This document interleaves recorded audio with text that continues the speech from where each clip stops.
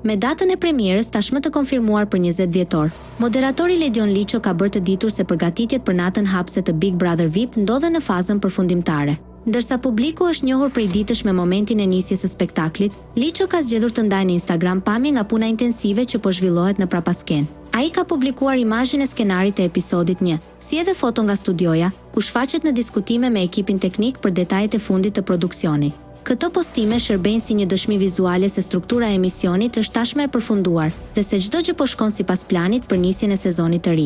Ritmi i punës duket i lartë, ndërsa përgatitjet po hyjnë në sprintin final drejt natës së parë.